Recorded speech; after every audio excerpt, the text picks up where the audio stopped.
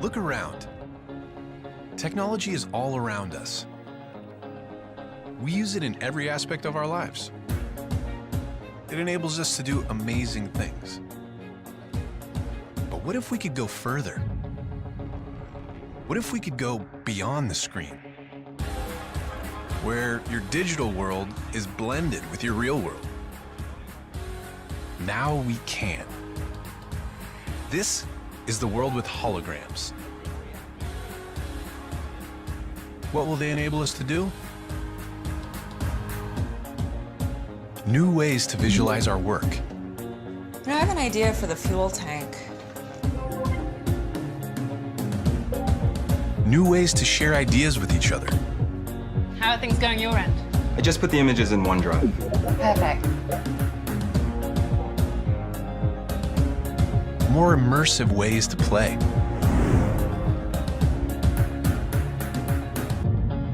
New ways to teach and learn. So put the new trap in the place of the old one. Now what? And tighten here and here. New ways to collaborate and explore the places we've never been. Look at this formation. Let's take a closer look.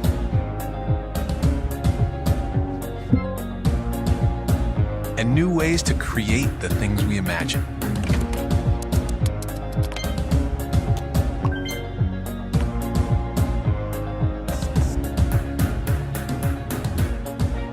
Because when you change the way you see the world, you can change the world you see.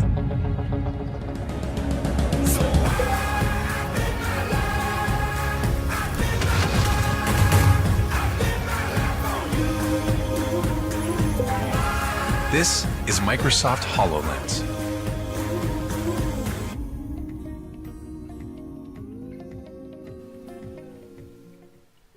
What's up, guys? This is Jordan here from Techfez, and as you just saw today, our main discussion is going to be about the Microsoft HoloLens. So this is essentially a new piece of technology that Microsoft have just really announced, and yeah, we're going to go into a bit of discussion. But before we do, let me introduce my fellow podcaster today. We've got a pretty big crew. We'll start with John 117, guys. Mitch, how's it going? And it's me, Andrew. So, as you just saw, Microsoft HoloLens. Now, I've got to say, this technology, it's going to revolutionize everything for us, really. The way we see things, and really... It really does look something like, we're not able to seem to do yet, but the way they make it look is really cool. Like, the whole 3D, you can move around, and it's still there, in your kitchen, in your bathroom, just anywhere, really. And it's just something, I suppose, revolutionary. For everybody. I quite like I like the idea that you can pretty much picture you can pretty much visualize everything that has that's digital technology. Like, you can watch your sports, you can do work stuff. You can visualize your house. What you can. What I see mostly out of this is more design work. With you see there, he was designing a motorcycle.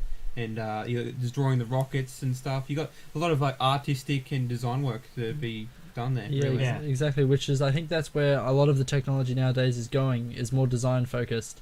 Is that because I think that's a larger market than entertainment. Like, you're not going to see maybe an 18, 19-year-old buying this, to play games on or do things like Minecraft, as we saw on the trailer.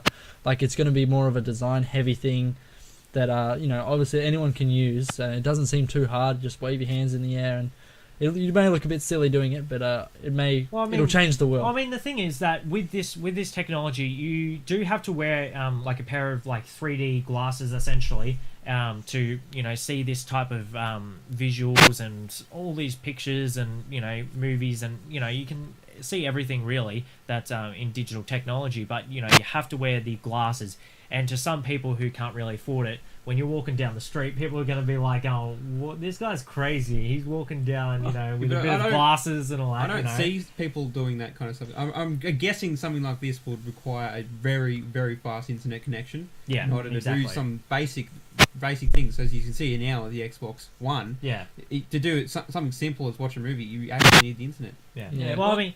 I'm quite excited about it because when you think about it, you think like Windows 10 all that, that's going to be the next upgrade really for Xbox One and possibly future Xboxes. It's all going to be changed, but how this technology will be adapted to home consoles and stuff like that. So when you're playing your Xbox One in a few years' time, maybe even sooner, with this release, we don't know how it's going to affect on our Kinects and stuff like that. You might just need glasses now, and you might not even need a controller in a few years' time. All you need to do is, sorry, as Mitch was saying before, you might not see it in a socializer. I actually disagree with that statement, Mitch. I think that it'd actually improve it, because you wouldn't need to bring gear along with you. Let's say I wanted to go play tennis with Andrew here. We wouldn't need to bring any gear. All we need is those goggles. Go to an empty tennis court. Actually, not even an empty tennis court, just an empty area. And there we are. Both of us could connect up, visualize the tennis court, and just play tennis there on the street while we're waiting for, I don't know, maybe a game to download, or even just passing time. Exactly. But I just don't know. I don't know how I see it in a social environment. I just think, like with the big goggles, they're not as inconspicuous as the Google glasses, which we saw last year. Yeah. Like it's very small compared to the Microsoft ones, which have big black lenses that are clear and are obvious that you're using there. Where the Google Glass, it's very inconspicuous, and I think it looks more visually appealing in a social setting than the Microsoft HoloLenses. But that's just my opinion. I don't see it all work. I quite question myself how it's going to end up going, like within price range. I think it's going to be quite, it's going to be around $1,000 at least. That's just that's a theory on my behalf anyway. But this is a giant leap for Microsoft. I mean, this is a piece of technology that some people have been waiting for like 10 years. I mean, you've seen Apple release like 5 different generations of iPads. People are sick of this technology. It's just a better camera. Microsoft have taken that leap and pretty much given us a digital holographic display of everything that we pretty much need, for our basic needs and stuff like that. Something as simple as like watching a TV back there. He's watching football, and something as simple as that put into the everyday life in a virtual reality headset. It's pretty amazing. Well, I mean, I see the merits of it. How the benefits it can increase productivity and work and stuff like that. It can really help. But I also, like Andrew said, I don't see how it's going to be for social as well, because I mean, obviously for the Xbox One and stuff like that, just an example, it will help. If you hold the glasses, you'll be able to see all your friends. You probably even see your screen as well while you're just playing and all that. But as a social thing, I think it's going to be. I'm less inclined to get it just because I like tablets and stuff now for my work more than anything, and I don't really get them much for social. Yeah, I reckon this would actually make a giant leap. So you guys are disagreeing with this, but I'm actually agreeing, which is kind of weird. I find that it actually will help heaps. I can see heaps of people using it just for daily life, their work, maybe a bit easier, just to make things. And the technology, I don't know how you'd go back and forth or go back to something previous. And that's why I'm thinking that it may actually connect to your mind, and you may have to actually think, I think I want this motorbike to have this green design, and then it'll go over the top. Or I think stuff. So I'm thinking this might actually not be so much visual and you doing hand moves things, and maybe more mental. Yeah, I actually do, thinking of it now, I do like the idea of, say if I want to build a cabinet, I can pretty much visualize if it's going to fit in that corner or not, and how high it's going to be, the measurements and stuff. I can pretty much visualize whether or not it's going to fit in there or not, and how it's going to look. Yeah, whether exactly. I like it or not. And it's just yeah. Another thing I saw there, he's sitting in his lounge room, and then next minute he's just everything changes around him, and his whole room looks completely different just because of this this VR headset. But overall, look, I gotta say, in my opinion, I would probably get it mainly for work purposes because it does look amazing. But I don't know about everyone else's opinion. It's a bit bulky, don't you think? It's quite large. Yeah. And compared to the size, I would have it for work. And then after work, you'd be able to use it for entertainment. Or even if I was in the train, I'd be able to, imagine a bowl and throw it against the wall because I'm that bored. Yeah. Well, that's all we can really say. I mean, it's, E3 is really around June 19th, so about 16 weeks away. So, we'll probably see a lot more there because, pretty much every game company and stuff really unveils everything they've got to appeal to their main audience and audiences and such. CES over in America is just the technology conference and stuff. It's just being, I think it's still going at the moment actually, but they've actually got some really, really cool technology. They've got circular screens and all kinds of stuff Yeah. over there. It's Yeah. really nice. But yeah, look, it does look pretty good. Yeah. So what we're going to be doing is going to move on to Evolve. So I'm back. So that was the Evolve trailer, and well, I believe this is going to be a very big game for this year. Well, I've already had a couple of goes at it, of course, seeing as it came out last week. We did an unboxing of it, as you guys may have seen already, and it just it feels really clean, good, and just Very different. smooth, yeah. Yeah. You have to agree. Yeah, I played it. I played it on PC a little bit during the beta, and then I got the full game, and I was like, nothing's really changed. There's a few additions, maybe a couple of bug fixes, but there's nothing. There's not a major overhaul. I'm still deciding after if it's a good thing or a bad thing that the beta hasn't really changed from transferring from beta into the full game. I'm not entirely sure that they've done too much to it, but that could be a good thing. It could be a bad thing. I don't know. The only change I've seen is pretty much solo. Yeah, that and some of the weapons sound a bit different, and yeah. Well, the only thing I really found is they added one extra monster and promised us one more, and they've added 4 more maps.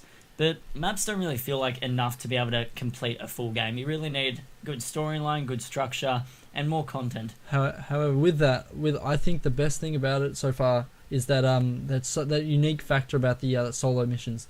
Like there's over 8,000 or something, or no, 800,000 or something different combinations that you can have during the game, and I think that's absolutely fantastic. Like no other game I think to date that I know of has that such unique feature. Like can you think of any, Jordan? Look, in my opinion, I think this game was I thought it was pretty decent. I mean, I'm still playing it. Even before this recording, I was pretty much playing it because I'm addicted to it. Really, I never played the beta. I never got a chance because, as many of you might have seen in our previous video, I had troubles most of the servers were down, or all these different multiplayer troubles and stuff like that. And unfortunately, I'm still getting those now.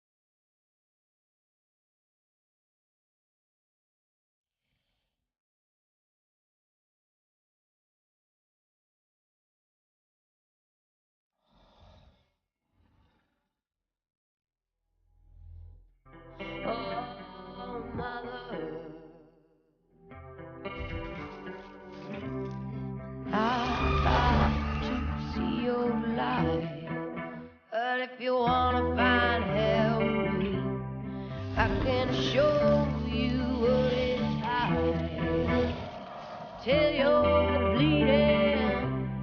I'm about to see your light.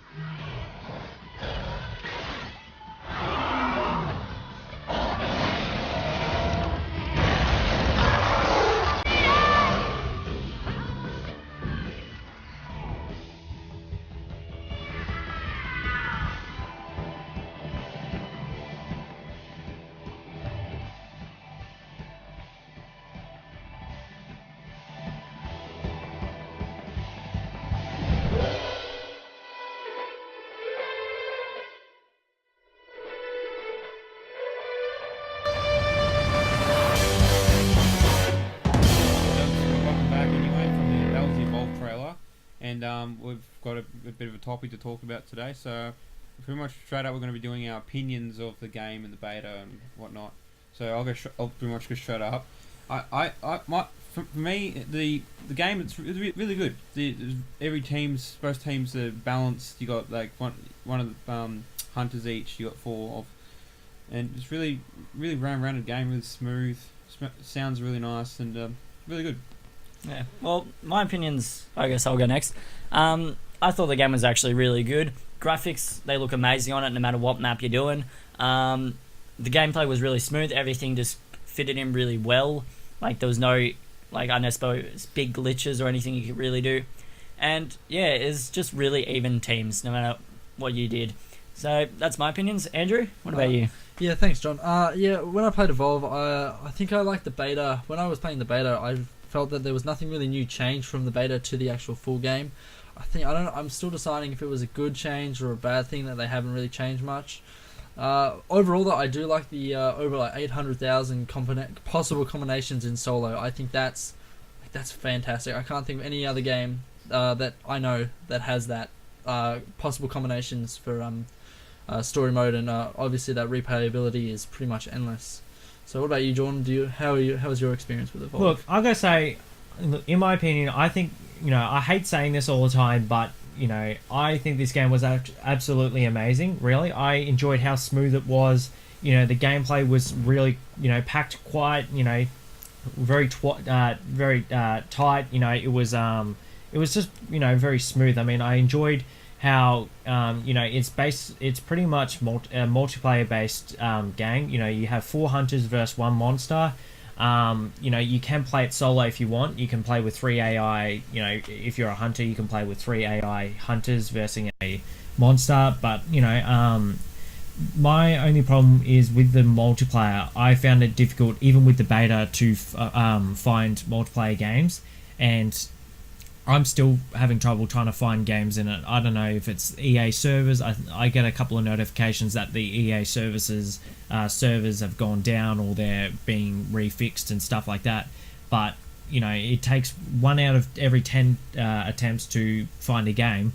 But for me, I quite enjoy I enjoy waiting, because when I start playing, it's so good. I love it. You get a variety of maps and weapons and characters, and what you do in one round affects the entire game. So if you lose 1 round, the next map will favor the monster, and you have to the monster will get an upgrade, whether it be environmental hazards affecting hunters and stuff like that. So what we'll do is we'll go into some gameplay and really just show you some of the things that that are quite different from pretty much every other game, really. Yeah, just walk you through it. And leading on from the obviously when if you lose a mission to a monster, and it affects what happens in the next mission, that goes on from what I was saying with that replayability. Like, you may lose one mission, you're like, oh damn, I really could have tried harder. I'm going to go back and try and win it, and then see how the game alters from there. Like, you may get additional upgrades. I think in one instance you can win, not win, you get a sentry, I think a deployable sentry gun or something that helps you out. And there's one that's my favourite is a space cannon, pretty much, and it periodically targets the monster and shoots him from space. And you pretty much gives his location right straight away. You can see this giant red beam coming above you. That's an assault class, isn't it? No, that's actually one of the. So you got the bonus perks. Oh, okay, yeah. Sorry, guys. Just to cut you off before we lose it here. As you can see here before, as from the gameplay, we saw day 2. So they're obviously on day 2. They've you get pretty much a choice of missions. So you guys can choose what of 2 missions you'd like to do. Now, as we saw, there was a nest, which is one of the game modes where the hunters have to hunt down nests, and the monster has to protect them. But in this specific one here, we got rescue, which is we have to find people to save them, and the monster has to kill them. Yep. Now, as we were talking before, we got the trained bird loose from... I can't really read that from here. Loose from the aviary, and it's pretty much, it's just some details for the level.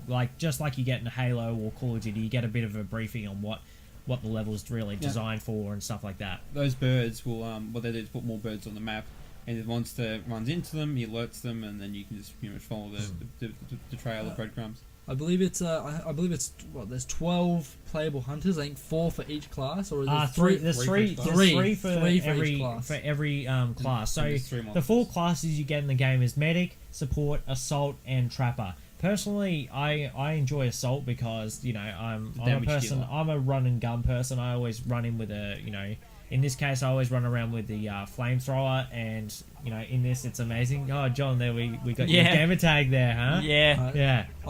When I was playing, I favored the trapper personally as my favorite class. I just think it's a class that you relied on from the team, and like I feel when I was playing, if you have a really bad trapper, like it can lose you the game, and I was like, I'm sick of losing like this. Exactly. So That's why, if you want something done, it's best to do it I'd yourself. agree with you there. I actually personally like the trapper, like Griffin.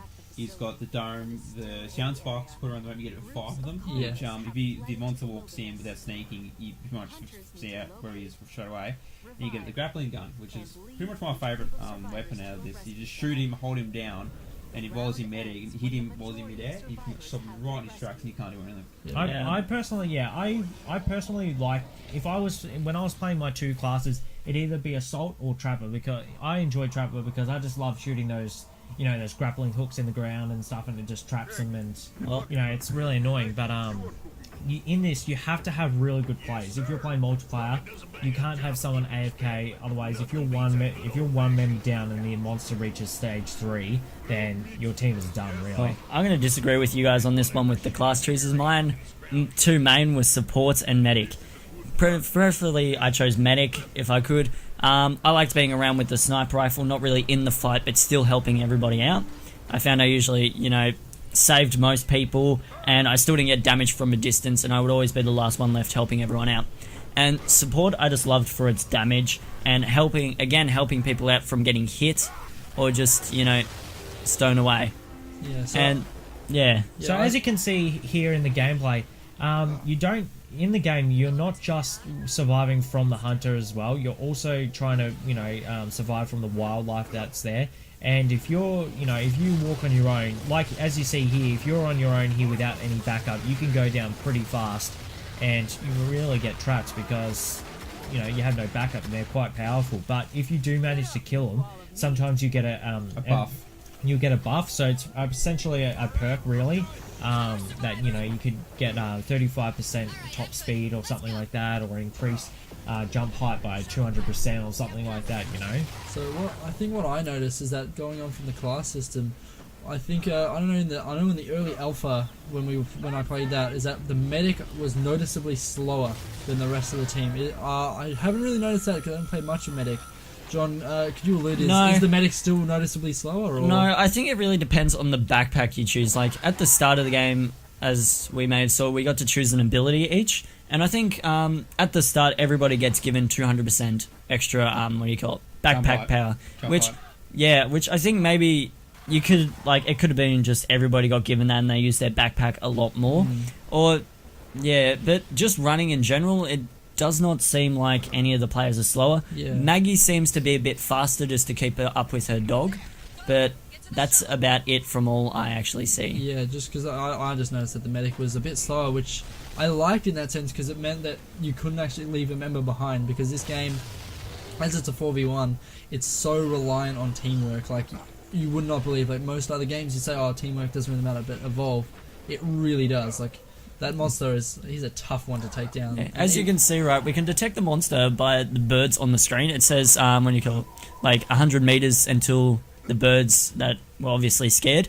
Now, it does mean he's around that area, so we want to keep a track of him. And look, there we go again, another 230 meters away, so obviously he's moving towards the survivors. So, Mitch, would you like to explain to us the stages of the monster evolution and how he can achieve them? Yeah, with stage 1, you start off with 3 points. So you choose out of 4 abilities, you choose 3. Stage 2, you get 3 more points, and then you add them on to either the ones you already chosen, or you choose the 4th one and get that one up. And pretty much when you hit stage 3, you get 3 more. And he gets to the point where it depends on what monster. I'm guessing you're probably versing the Goliath here. He's very, very difficult when he's on stage 2. He's very powerful, a lot of health, a lot of armor, and you got that flamethrower. I personally played as a Goliath. When I had the choice out of the 3 monsters, it was the Goliath, the Kraken, and the Wraith. And the Wraith, sorry. And I personally like the Goliath because I always favoured my fire breath. I always use that as well as the ground slam, and it was so powerful. One of the what they call albinos. These are the ones with the buffs on them. You kill them, and then you didn't pick it up, but you usually go up to and get a buff. Something could be for the monster. The most helpful one I would have to say is the health regeneration. Yes, most certainly. Going back on the subject of monsters, I found that each monster had a different type of playstyle. I found the Goliath was more of a brute that would kind of like go in and kill. He seemed to have a bit more health and armor than all the others. The Kraken, more of a stealthy, more mobile one. I found more mobile, but I found him more ranged than everything. He wouldn't get in the fights. He'd more stay back and kind of like shoot you or be in the air and stay away from everybody trying to, lose sight of him.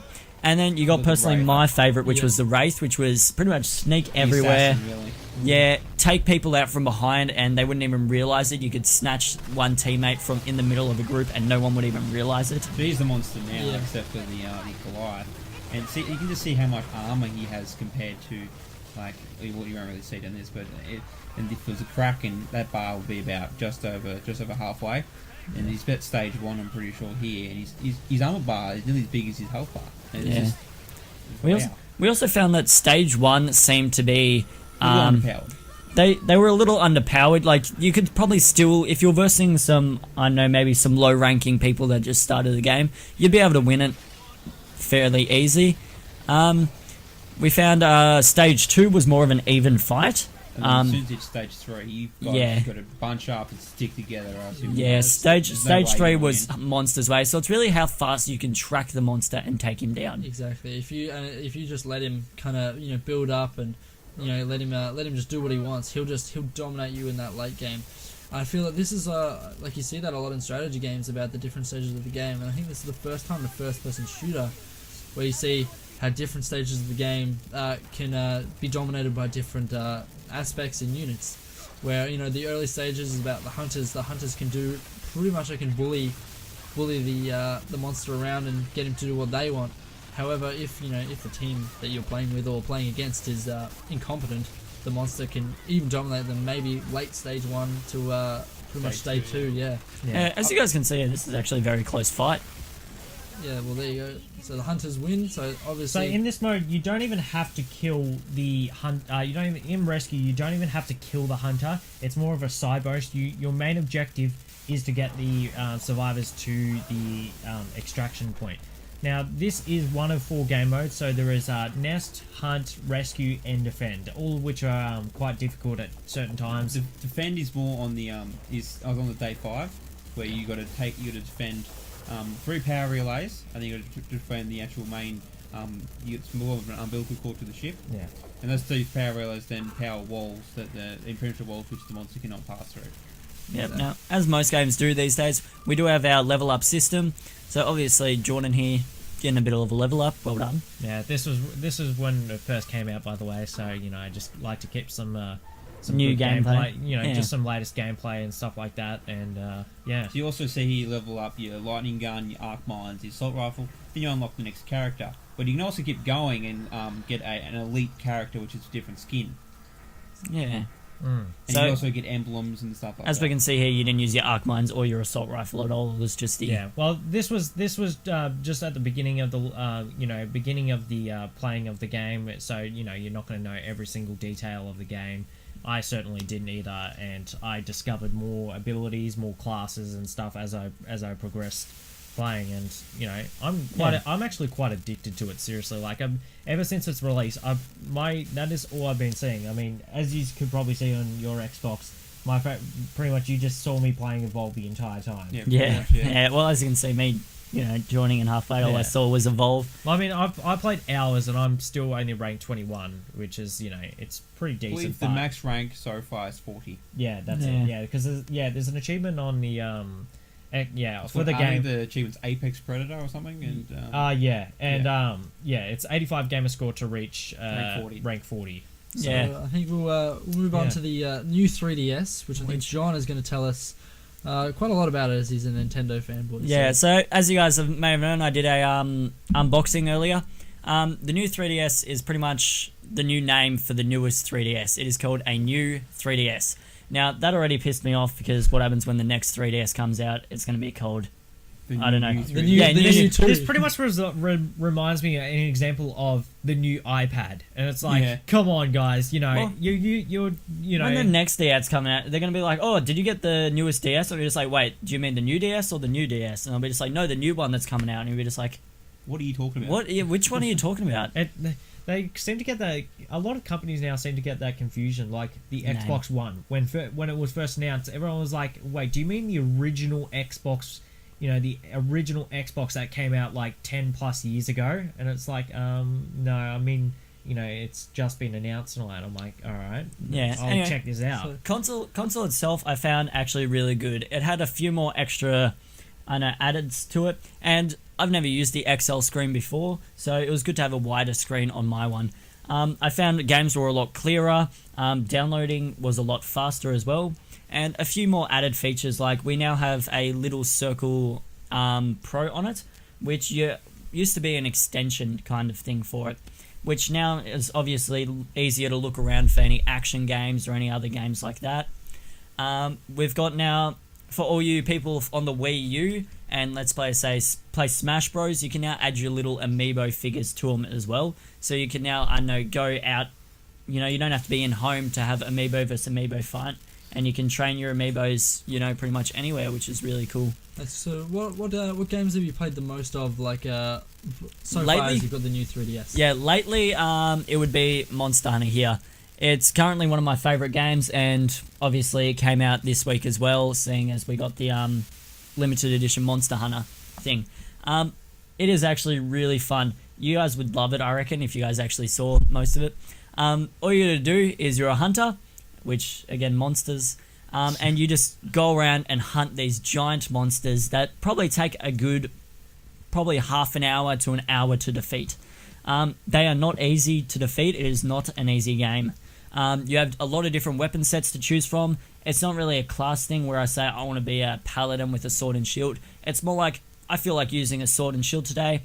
Tomorrow I feel like using a great sword. Next day I feel like using a bow, and so forth. It's kind of set in that era with swords and arrows. Yeah, it's set in this. It's kind of like a Final Fantasy era. They mainly use swords and all that, but there is like sniper rifles, modern day explosive cannons, ships. It's kind of just in that mix of everything. Yeah, it's kind of just in that fantasy world kind of thing. So is there like is there a certain amount of monsters? There to are kill? Like... a lot of monsters. There are various mission types. You don't just have to hunt monsters, even though it's the name of the game. There's just hunt quests where you just got to hunt certain little monsters. So like, I don't know, raptors or something, and it just says hunt 8 of them. So you just go out and kill 8 of them. There's hunt resources, so it's just like, it may tell you need to find 8 herbs, 8 mushrooms, and you need raw steak. Okay? So then you just go out, kill a couple of animals, get the raw steak, and then look into bushes and mushroom piles to find other resources. You also do need these resources to upgrade your weapons and other gear though. So it's not like a game where you buy all your stuff. You have to actually get your gear. So killing certain monsters will give you certain resources, which will give you certain gear, which makes it a bit harder and supposed to thrive for more stuff. Is there any new like software features on the 3DS? Software features on the 3DS itself, not that I can really tell. Like I said before, it does seem to have sped up the download process. It used to take, a really long time. And they've just changed that to make it add a little faster. So is the actual console sort of faster than the original, you reckon? Yes, going to the home screen is definitely faster, and I suppose getting into your apps is a bit quicker. Not that I go into the apps very often. But yeah, overall it's actually a really good device. What's your overall, if you could rate the device out of 10, what would you give it? That's really a hard judgment. Preferably, if it was just the normal 3DS, I would have given it about a 9 or an 8, just because I loved it. But this is very similar to the other 3DS as well, which I suppose is also why I love this console as well. Based on it at the moment, I would say probably about a 9 or a 10, I'd go 9. Just because it is pretty much what I wanted in the DS from an upgrade. It doesn't need much. It just needs a few little things, and they put everything you needed in there. Do any of the games from the previous DS continue on from that? Yes. Like, are they Backwards compatible? Yeah, backwards Yep. compatible. Thanks for that. As you can see, there's actually, show the game case here. There is no actual distinct. It still says Nintendo 3DS, so there's no actual new games. It doesn't say new Nintendo 3DS or anything. So it's still compatible with your 2DS, 3DS, Nintendo DS's, the really old ones with like the old Pokemon games. They still work. Do you reckon there'll be a new 3DS franchise of games coming out? No, I do not believe. The Nintendo 3DS itself is actually been really big, and I don't think they'd lose like all that they've got. I find that like this may have been an upgraded console, but it doesn't seem like that big of an upgrade to be able to change the type of games. Yeah, so as you guys can see at the end of that trailer, that was your little companion which you usually have on you. They usually help you out during the fight. Another game which I also found was actually really good on the DS was Legend of Zelda Majora's Mask. Now this was a remake of the original Legend of Zelda Majora's Mask game. So there are a lot of things that are very similar with the game. Actually, it's pretty much identical. They've just changed a bit in it. It's pretty much leap on from Legend of Zelda Ocarina of Time. And what you do is you're basically a kid that goes on a quest, and he obviously meets a guy called Skull Kid, and he turns you into a Dooku Kid. You later find out that this is just a mask that he put on you, and then you go around, find masks, turns into other creatures in the world of, I suppose, this game. And you just got to find the quest and stop the moon from crashing into the world in 3 days. Now, you can use the Ocarina of Time to go back in time, so you're not strict to just, a time limit. You can just go back in time, back to the original start. The only thing is everything will be lost unless you're holding it. So you got to make sure you got those masks on you. You got to make sure you got what you want in that time segment before the 3 days end, and you actually destroy the world and lose. Sounds pretty good then. So moving on from this kind of stuff, we've got a cool little gadget to show you guys. It's called it's pretty much a 3D printer in a size of a pen, really. It's for those artists out there that actually kind of want to bring their creations into like the 3D. You can actually, print off something with a pen and just pretty much draw it. We'll show a quick trailer. That's when it becomes all hard and stuff like that, and it's a piece of plastic. It's a piece of plastic that goes in, and then it's kind of like a hot glue gun. Yeah, but it's with plastic. That's pretty much. I suppose the design could be limitless on that. You could be able to create anything big or small. You actually see they actually created an RC plane, and they were flying it around, which is quite interesting. It's pretty much limitless with your imagination. And obviously it shows the strength of this, whatever the material is that's used. Like it's, you can mold it to your will, like into a model RC plane that obviously is flyable and won't crash on landing or fall apart during flight. So obviously there's it's testament to how strong the material actually is. I suppose you'd really need a creative mind to be able to tolerate it for that long. I find like my mind is pretty creative, but I usually find I'm not that good at it. Like I don't have the attention span to try it, and then when I just can't do something and it keeps collapsing, I get annoyed and just leave it for like a couple of days. Yeah, fair enough. Well, that was a cool little gadget for you guys, the 3D pen. Yeah. So we're going to move on now to the Mortal Kombat X Collector's Edition, which releases April 15th. So, Jordan, do you have any comments about Mortal Kombat? Look, I haven't played it in a long time, and I definitely will be getting this. So, as you can see here, there are two. There are essentially 3 editions that were released on the EB Games website.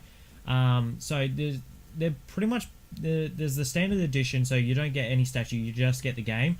And then there's 2 editions where they're called the exact same, pretty much. That is called the Mortal Kombat X Collector's Edition. And they're 2 different.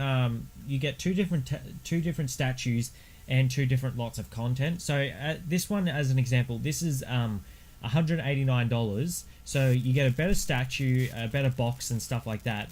But your content is less than what you would get in the other statue version.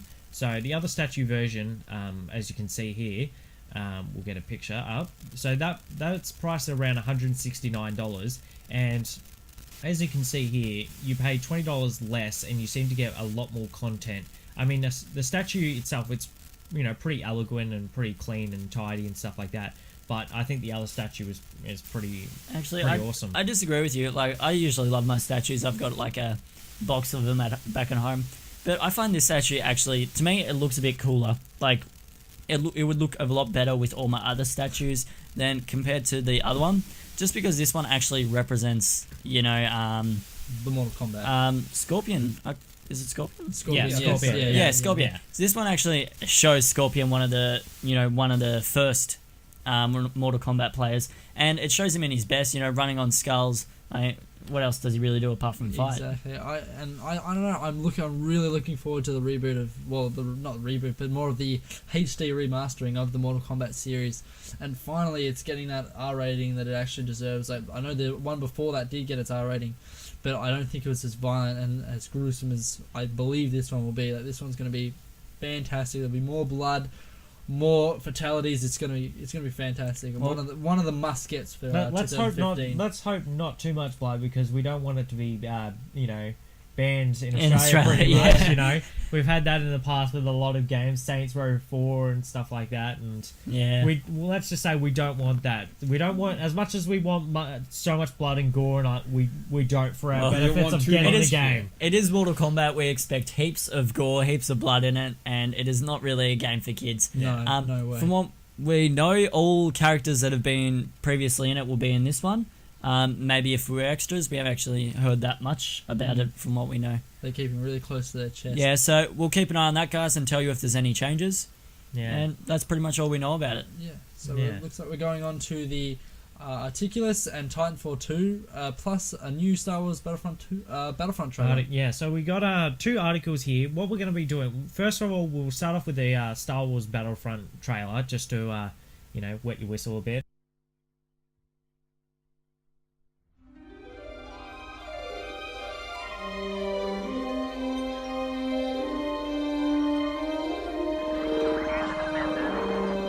Star Wars belongs to everyone who loves this amazing universe.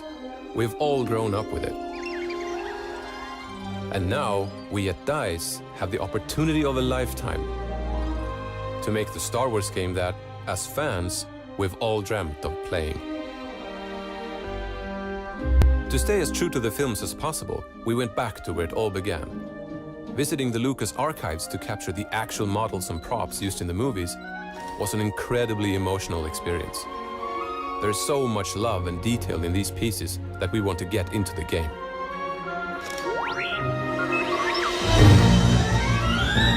But to immerse players in iconic Star Wars battles will take more than just authentic weapons and vehicles. We went to the original movie locations, not just to capture the environments, but the emotions they invoke as well. The early results are truly spectacular.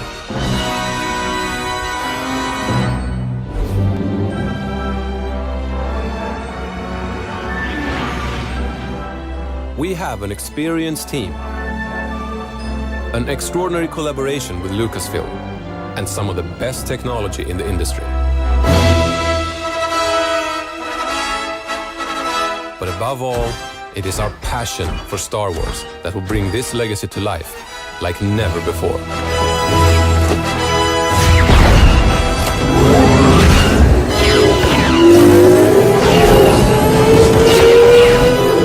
And as someone once said, do or do not. There is no try. So as you can see there, guys, today really, we're going to be, so Star Wars Battlefront, man, I've got to say, I am super excited for this. Like, as many of you will know, I'm a huge Star Wars fan, but I've never been more excited for this than ever. Like, I circle the web, every day pretty much, YouTube and all that, trying to find rumors or, gameplay or videos that have been leaked, just to show me a quick glimpse of what EA are doing. And now, it looks like, just from that trailer, it looks amazing. They've got actual landscape. They've got, things that normal games usually wouldn't do. Yeah. And especially with Star Wars Episode 7 coming out, which I guess we're all really excited for, but not as much as you here, Jordan. Yeah, I absolutely love it, seriously. Like, I study up for anything that any rumor or something. I look at the characters and, look at the backgrounds and stuff and see what, what could be going on with them and stuff like that. But there's been a lot of rumors circling around recently about where Star Wars Battlefront is heading and what EA are really doing with it.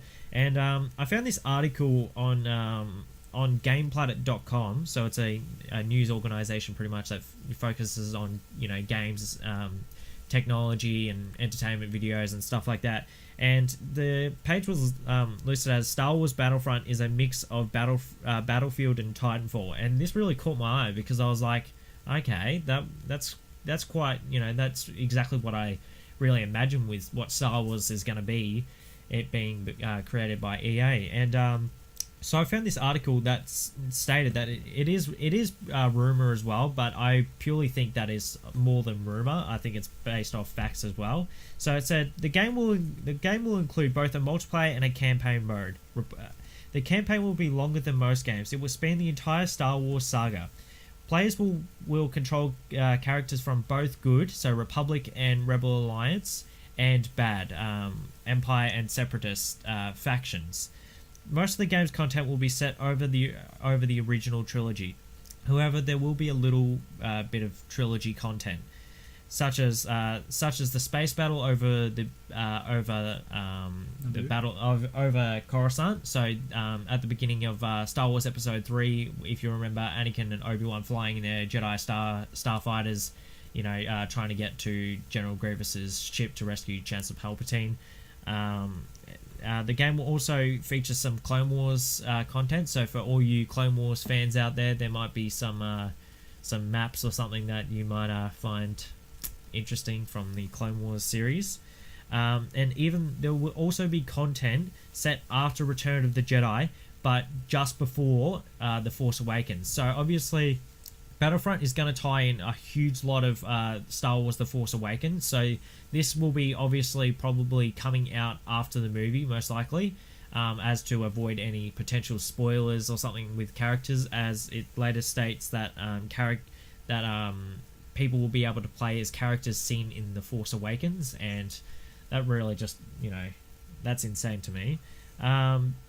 It says the multiplayer will support up to 64 players, just as Battlefield as DICE's Battlefield series has done. Space battles will absolutely be included, but only in specific modes. So just there's also some other stuff that says that the multiplayer will pretty much be the exact same as previous Star Wars Battlefront video games.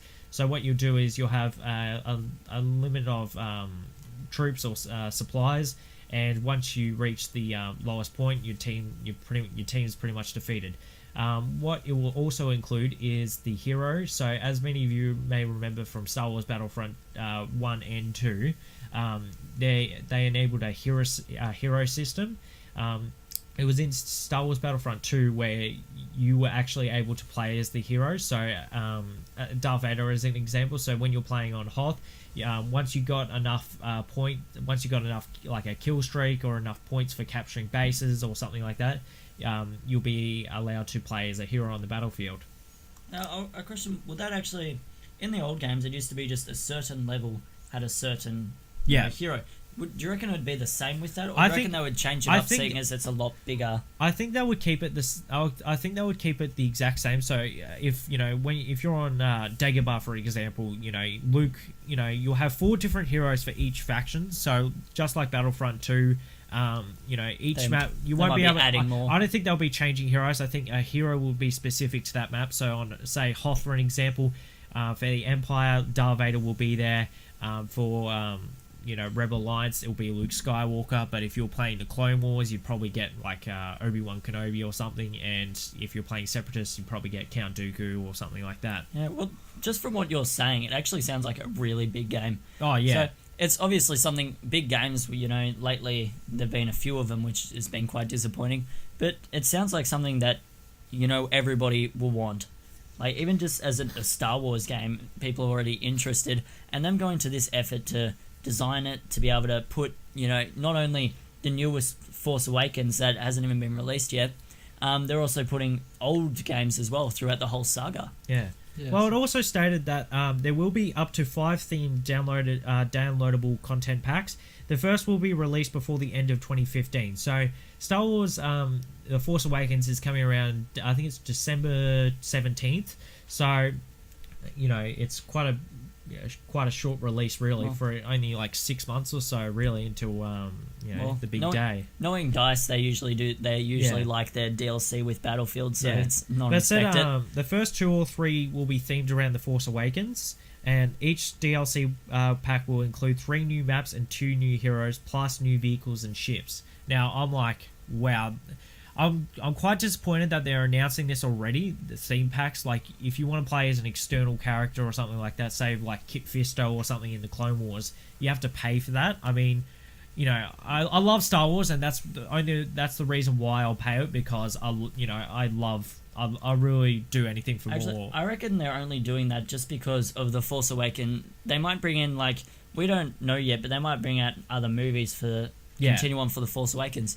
So it might be just because they're doing these just to add to the series, saying there's more characters, more maps, we're going to add some more. What most people don't understand is that the games fill in the blanks for the movies. So, like, there's so many Star Wars fans out there, and like they initially think that in episode 4 and all that the stormtroopers are clones and stuff like that. But if you play the games, and you'll realize that after 14 years from the Empire taking over, the Empire really go back to Camino and stop the cloning process and stuff like that due to problems and problems with authority and stuff like that, and they dismantle the cloning facilities and start with just a recruiting center, so pretty much all humans across the galaxy and all that were able to apply for So I think it's so we don't bore everyone with Star Wars, and there's a lot of Star Wars coming out in the coming months, and we will have more news about that in our coming shows. Also on Minecraft, there is a Star Wars Rebels skin pack, which is available on the marketplace for $4.99. So if you still don't have enough Star Wars, you can go on Minecraft and purchase that skin pack. How you can be your favorite characters from Star Wars Rebels. Look, I personally love Star Wars Rebels, like I really do. Like, I was a bit shifty on the Clone Wars, but Rebels, I think it's going to tie it in so well. I mean, what people don't realize, also, like I was saying with the games, the animated shows fill in the gaps as well. So, like Rebels, that is going to have a major impact on The Force Awakens, as it's been rumored that within Star Wars Rebels, the character Sabine, who's a Mandalorian, I suppose freedom fighter within the group, is going to be getting her own standalone movie. And I mean, I think it's quite bold. I mean, for someone that's only had a couple of episodes really in Star Wars Rebels, that they're saying that she's getting her own standalone movie. Yeah, so I think moving on from sci-fi to sports, as it's the ICC Cricket World Cup for the in Australia and New Zealand, we have Don Bradman Cricket. We have the PS4 copy, however, it is available on the Xbox One. We did play a bit of this just before the show, and there's a few gripes we have with the video game. We actually couldn't get the controls down pat. We thought we were quite smart at video games and would just go straight up without knowing the controls. Fortunately, this isn't the game where we didn't know the controls, and we found it really difficult. Yeah. We were having taking it in turns, and we just couldn't get it. Exactly. I think we went maybe it was six for none after like 1.5 overs. Like it was dreadful, obviously. And then I found out what to do. Yeah, exactly. So we went after recording it a few times. We obviously found it was a dreadful experience, and like we were just terrible. I was like, all right, guys, we really need to go and practice. So what we did, we loaded up the game. So we made it a bit unfair. We did the Australian team versus Hobart. So, it's a bit unbalanced, but hell, it's just a cricket game. It's a bit of fun. We are celebrating the ICC Cricket World Cup. Well, at least I am, because I'm loving my cricket. It's been a fantastic summer for the cricket. Go the Aussies. But as you can see, this is we've got the toss there, so it's obviously quite realistic to how a regular cricket game was played. I found with this game itself, it did seem very realistic. Like, people would drop the balls, people would catch them sometimes. Sometimes they were inaccurate, sometimes they were very accurate, especially with the bowlers and batters. Exactly. As you can see here, the graphics, they're actually really good, or better than what I thought with a cricket game. And it just makes it, I suppose, feel more like it's in your living room and you're having a go at it. Exactly. Whatever you do though when you first get this game, just go straight to practice. Yes. Right? Yeah, The controls don't do are what just we did. Weird as Yeah, all hell. Yeah, exactly. Like they're all different controls. Like it's all really thumbstick based. Where normally I think on other cricket games I've played, it's very button based. So like your X, Y, circle, triangle, that type of thing, or whatever. If you're playing on PS4 or Xbox, very different. But this one, it was very thumbstick control. As you see, the first couple of shots hit down past third man for 4. But obviously, it's just a bit of fun, and there's nothing wrong with a good old sports game. Yeah. So Now- especially cricket. And, We found this game itself was actually very smooth, as you guys should be able to see. There's nothing glitchy about it. It just goes straight in. Everybody's moving straight away, trying to get the ball back. Exactly. So We did find it really easy to hit 4s, though, for some odd reason. I don't know why. I think there was one time where we hit a 6 and we were celebrating it, but that was in practice. exactly. So because it doesn't really give you a clear outline of like what buttons do what. So that's why, as Mitch has pointed out, definitely go to practice. Like if you have this game and you're gonna comment and say, "Oh, I learnt it easy." All right, that's good. But if you haven't and you want to pick up this game, go to practice straight away because Took us a good 15 minutes to get the control. I'll give us half an hour. Hit the ball, and then we went straight to bowling after that, and now it's just yeah. So obviously batting, it's quite easy. You just running between the wickets, hitting the ball around the ground. But then when you get in the bowling, that's a different that's a story. whole different learning. While we're curve. back on batting, we also found out that you actually have to press a button for your characters to actually move out of the sequence, which we didn't realize, and we would hit it like right next to the player, and we'd be just like, our characters, we'd hit around about a 4, and then we'd stand there, and we'd be just like, wait, why aren't our characters moving? They should be running. We hit it. Exactly. So it isn't typically run. So the batsmen don't automatically run. You actually have to do that yourself. And it can get a bit awkward because you can actually double click the square button on the PlayStation, and you may stack up 2 runs and get yourself run out, which I believe when we were playing a few times that happened. Yeah, so as we can see here, this is obviously Andrew playing, who's had a bit of practice. He did end up getting really good after about maybe an hour of practice. Yeah, it was a good solid hour. So, but definitely, as we're celebrating the Cricket World Cup, definitely pick up Don Bradman's cricket. Now I think you did challenge the people here. There are challenges if you think you didn't get out. So, yes, as you can see here, we didn't actually know why Andrew got out here, so we decided, okay, let's challenge it. So yeah, basically, if you guys aren't familiar with cricket, it has a decision review system. So it gives you the option that if you don't think you're out, you can review it. So as you can see, I'm reviewing an LBW appeal, as honestly I didn't even know what happened. So it's clear from that first replay, I'm plumb LB. It was a silly review. I felt like Shane Watson, so for the sports fans, you understand who that is. But I guess it's just another aspect to the game that brings it close to how the real game is played. The other thing with the review is, even if you're like from that view you don't think you're out, even though you obviously were, it goes into this view and a lot of others. We found out before you hit a ball and the guy caught it, like just straight up, and then you got out. So we decided to challenge it, and it came up not only with the bowler, it came up with the batter, where you hit it on the bat, what angle you hit it, how you hit it, how fast the sound, everything. Exactly, and so like that that was in a practice match which we were just testing things out, and so it has the Snicko system from the proper sport. It has the hotspot as well. So obviously those that are rabid cricket fanatics, they'll understand those terms. So I didn't even realise how deep into the actual sport they went. Yeah, the only thing I found that wasn't very realistic was when we hit that 6, nobody in the crowd actually went to catch a ball. Yeah. So it kind of like hit the guy in the face, I would say, but it just went through him. But I was still questioning, they could have made it a tiny bit funner by adding the crowdsmen catching it as well. Catches, yeah.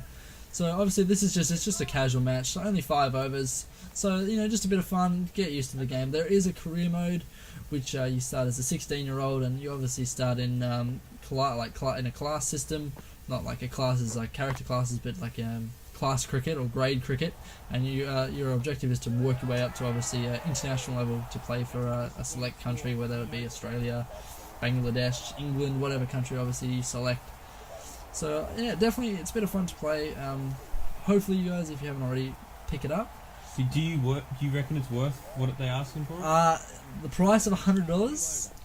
No, definitely not. I'd pay about $50 maybe, if that. If it was on sale, maybe for $50, but not the $100 asking price. That could be dropped now, but for what we picked it up for at $100. Well, it's surprising actually that when we went to EB, the only copy we could pick up was for PS4. I mean, we're not hardcore PS4 gamers, but if we need to play, if we want to play a game that bad, we will get it for PS4. Yeah, but it was sold out when we went to EB Games. It was actually sold out on the Xbox One, which is surprising that a game that sells out, there's a lot of faith in it. Really, it's got me thinking maybe why I sold it, because we all know that the Xbox One has the Kinect system.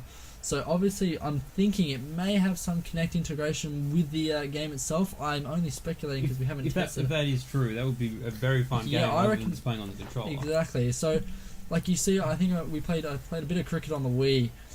It was a bit clunky. It didn't feel smooth. Where I'm hoping that if it has the Kinect integration with Don Bradman cricket on the Xbox One, I think swinging your hands around like a batter, bowling, that'd be hella fun. But hopefully, if when a left-handed batsman comes out, you don't have to change stance and try to bat left-handed with Kinect. At least, I suppose, even with the Wii bowling, I think a lot of people have broken their screens playing the bowling and the tennis and all that. They don't have that wristband attached. Yeah, so maybe, I suppose, with the Xbox, it might be a lot better, seeing as you won't be holding anything to be able to smash your screen or your Xbox. That's true. Anyway, that's pretty much all we have about Don Bradman cricket. We're just celebrating the ICC World Cup, so tune into that. So I believe PC games for you. PC games, yes. Department? So we're back again. So we did Killing Floor last week, or the week before that for our Zombie Week, and now we have War Game Red Dragon. This game I've had a lot of fun with over the past week. I've had a War Game binge with a bunch of friends of mine, as it was on sale for like $10 on the Steam market.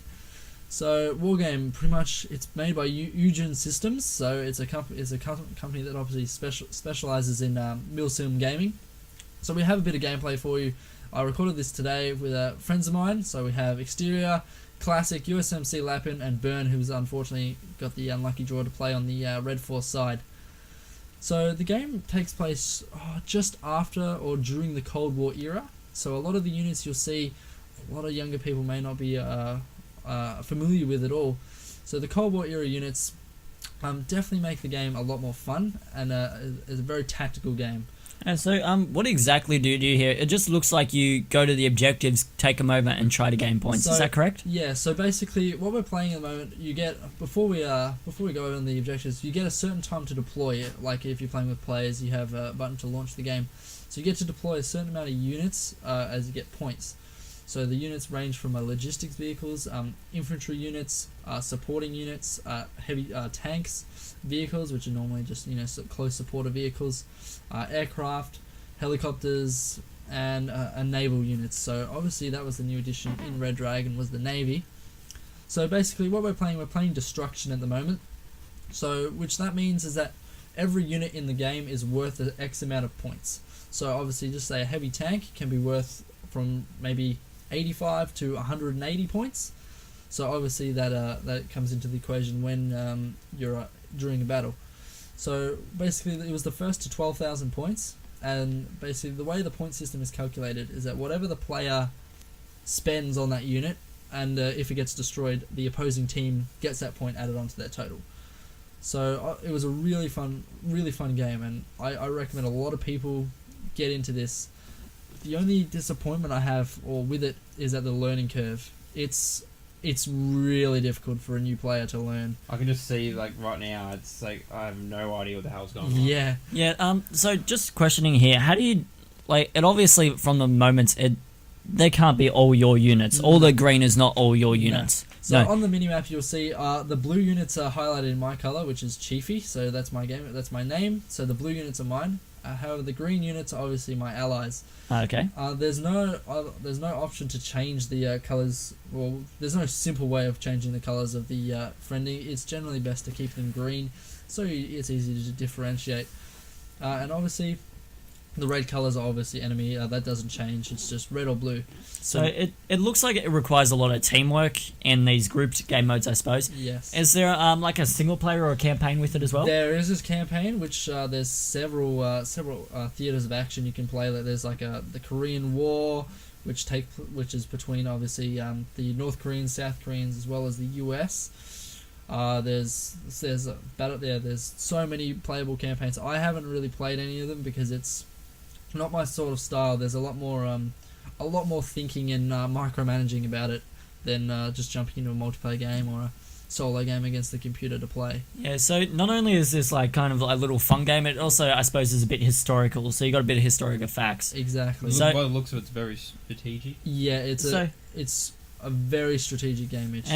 It doesn't look like it's very bloody or anything either. So to me, it seemed like a game good for maybe a kid or something to be able to get you got a bit of strategy, trying to think their way out of some problems, or even just have some fun with some tanks blowing up stuff. Yeah. So the as I said, the learning curve though, that's the really big, I think, downside of this game. It's that it's a very steep learning curve. Like, is it more like Command and Conquer based, or is it very different? Very different. It's the war game series is a whole unique RTS. Like, it's not even a conventional real-time strategy. It's just you get a set amount of, like, each unit you can only field a certain amount of them. So you can't obviously have 100 million M1 tanks. Like, that's just impossible. You only get a certain amount, maybe like 20 or so to field at once. So you have to think, all right, how can I best use my forces with the time I have, like with the points I have and the quantity. So if you run out of points and you have no more units left, you just straight up lose? You don't straight up lose.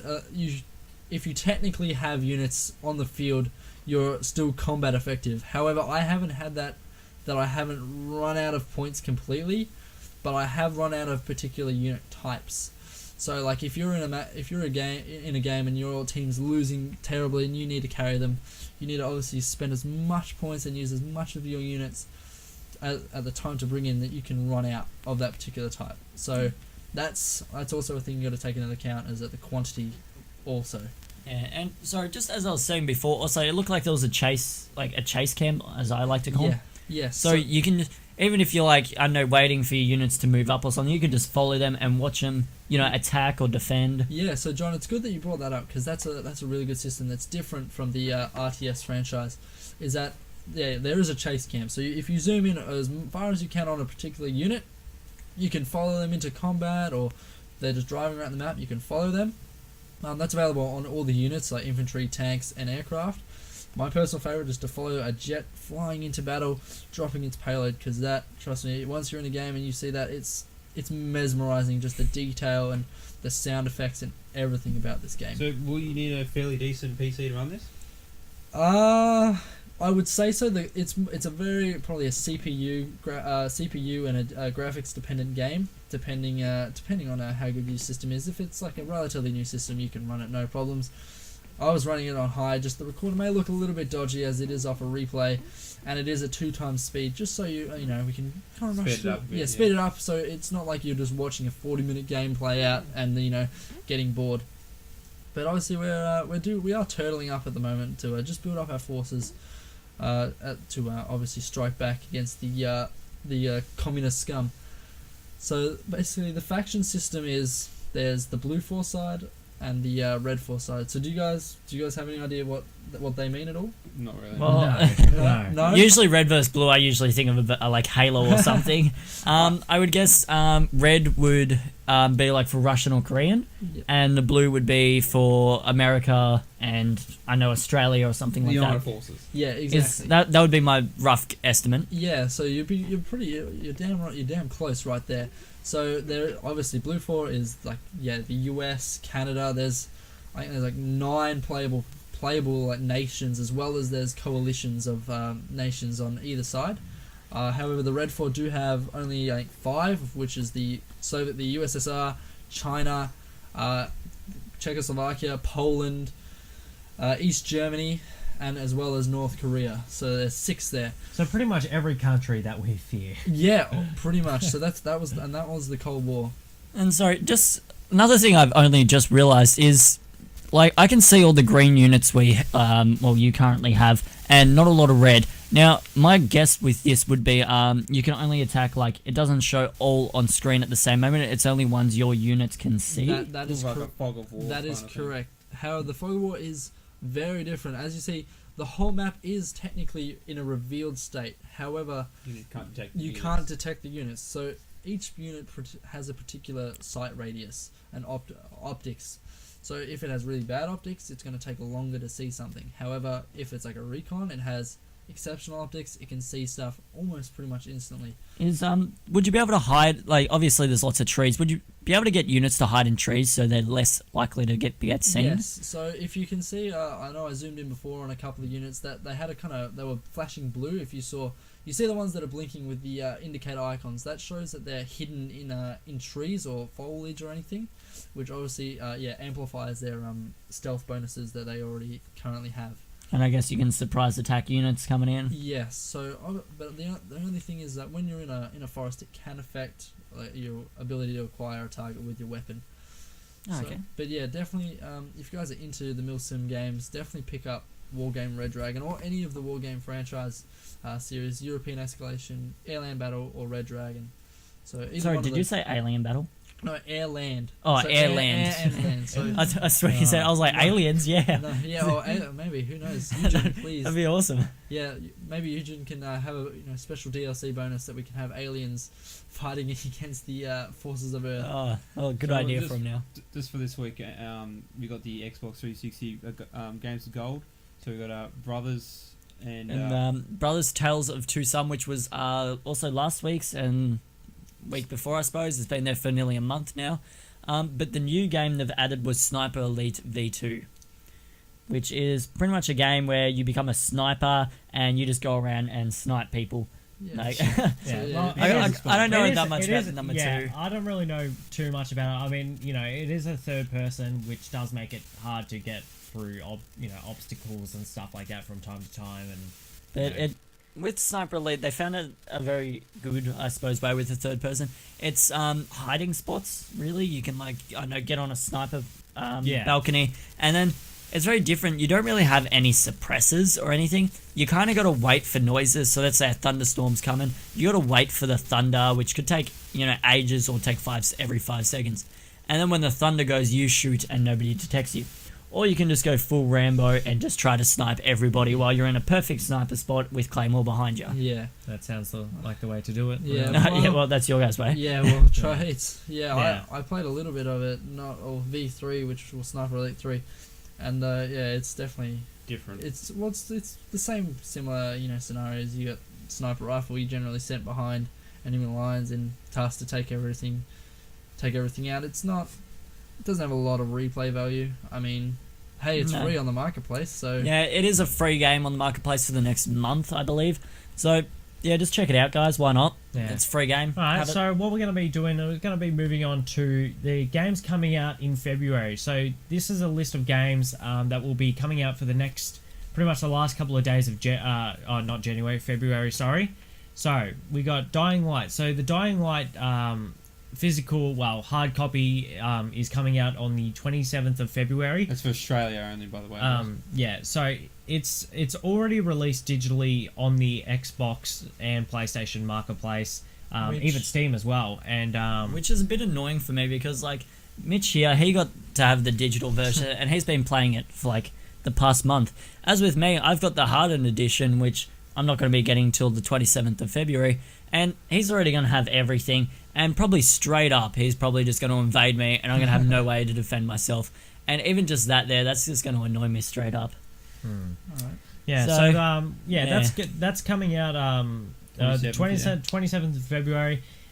If you do pre-order at EB Games, you will get a season pass, so make sure you do pre-order that. I believe so it's you not can... really. I think it's the first 2 DLC packs. Yeah, not well, the actual first full thing. DLC pack is Available, officially I believe, it is out now. So that includes new challenges, new missions, new map, and I think new weapons as well. So make sure you get that when it comes out.